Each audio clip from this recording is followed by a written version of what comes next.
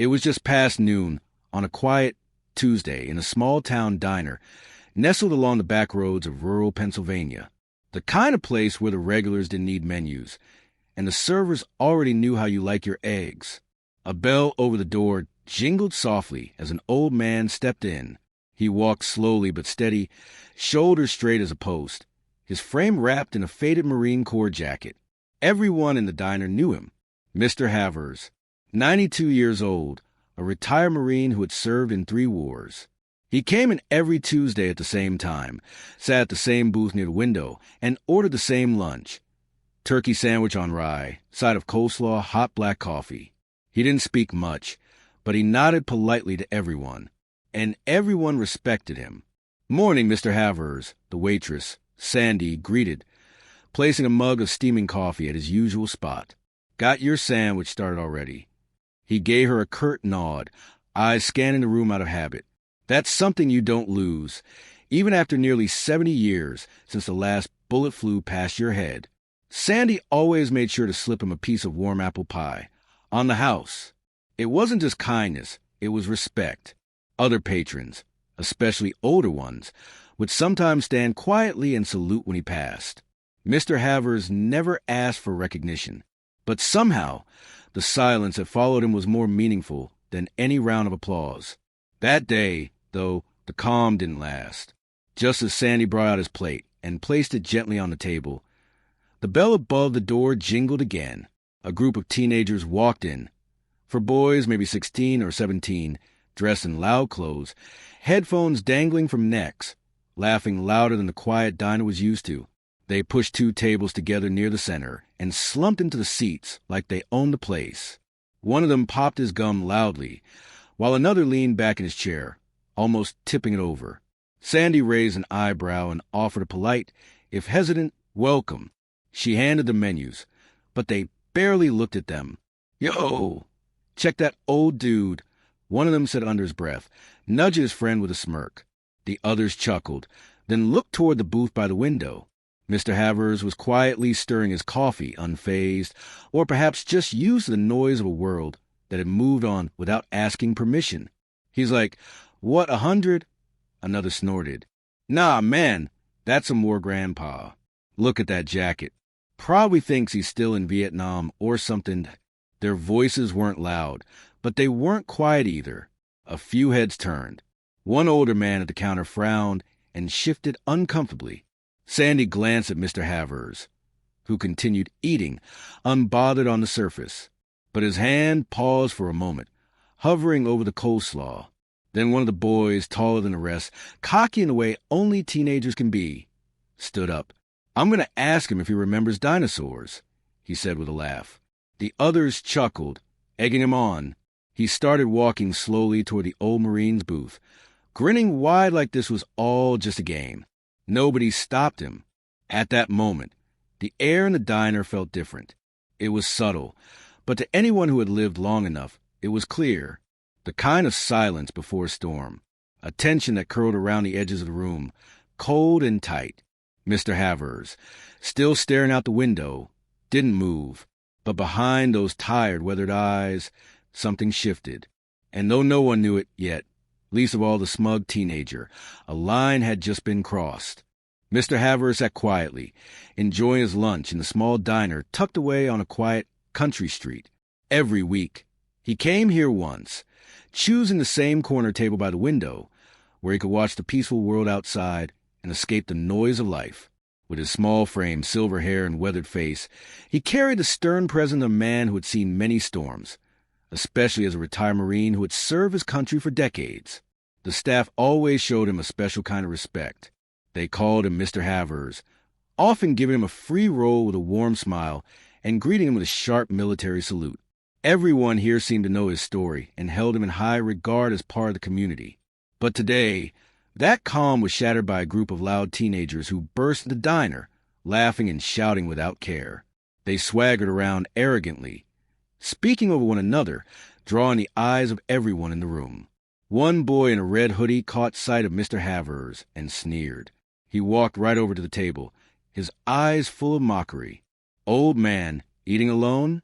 Bet no one wants to sit with you," he said loudly, making sure everyone heard. "Living in the past, huh?" Mr. Havers didn't respond. He simply stared at his plate, unmoved by the taunts. His calm only made the boy angrier. The boy stepped even closer, smirking with contempt. "Thought you were a hero? Turns out you're just a weak old man, past your prime," he sneered. His friends laughed loudly, filling the room with tension. Everyone else in the diner fell silent. No one dared to intervene. The air felt thick with discomfort as people watched injustice unfold, but felt powerless to act. The boy, growing impatient and red-faced, suddenly grabbed a steaming plate of food in front of Mr. Havers and held it high for all to see, mocking him. "Look at this, the old man's lunch. Who'd want to touch this stuff anyway?" His eyes gleamed with disrespect while the diners around froze in place, some lowering their heads or holding their breath. No one wanted trouble. Standing up might bring unwanted consequences. Then, cutting through the heavy silence, a sharp voice rang out from the corner of the diner. "Put it down. That's my grandpa." A young man, tall and strong, quickly stood from his seat.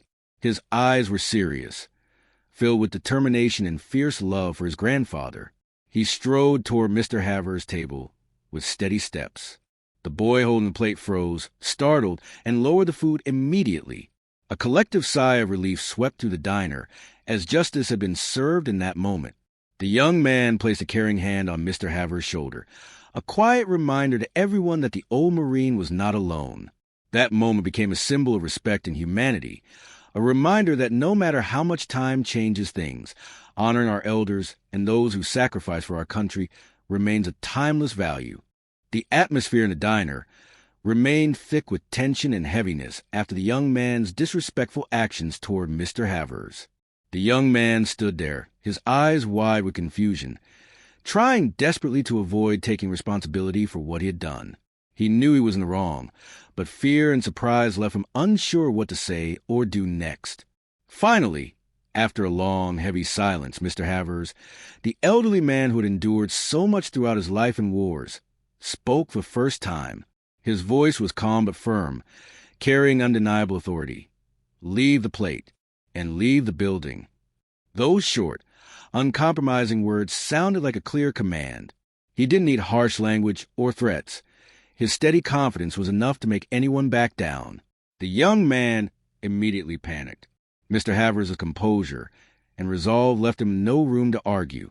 Trembling, he put the hot plate back down on the table as if waking from a daze, then quietly retreated without another word. There was no response or protest from him, just the image of a young man defeated by the dignity and strength of an elder. Meanwhile, Mr. Havers' grandson, who had earlier stood up to defend him, sat down beside him gently. He took a napkin and wiped the sauce stains from his grandfather's clothes and the table. With caring eyes full of family love, he asked, "Are you okay, Grandpa? Does it hurt anywhere?" His words were not just care, but a reminder of the unbreakable bond between generations. A staff member quickly brought out a fresh plate of food for Mr. Havers, hot, fragrant, and prepared with respect and admiration from everyone in the diner. The eyes of all those present turned to him, no longer filled with pity or contempt, but deep respect. They saw in him not just an old man, but the embodiment of resilience, dignity, and the strength of someone who had fought for his country. The narrator's voice closed the scene with a meaningful, gentle, but powerful line. Maybe decency isn't dead. Maybe it's just waiting for someone to stand up and say, "That's my grandpa." Perhaps kindness isn't gone. Perhaps it's just waiting for someone brave enough to protect the values of tradition and stand up for their loved ones.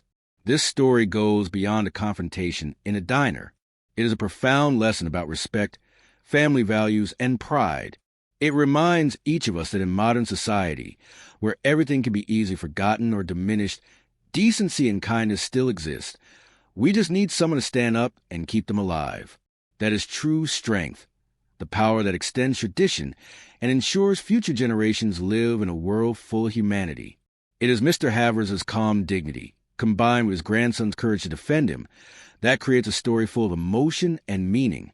The story not only leaves the listener satisfied, but also inspired to cherish moral values and family bonds. It's a reminder that respect isn't always easy, but it is essential. And pride in family is the greatest strength that helps us overcome every challenge. If this story moved you, please take a moment to like, share, and comment below. Your support helps us keep these powerful stories alive. Don't forget to subscribe to Old Soldier Story for more real, heartfelt tales from veterans and everyday heroes. Your voice matters. Join our community and honor the legacy of courage, respect, and family pride with us. Thank you for watching.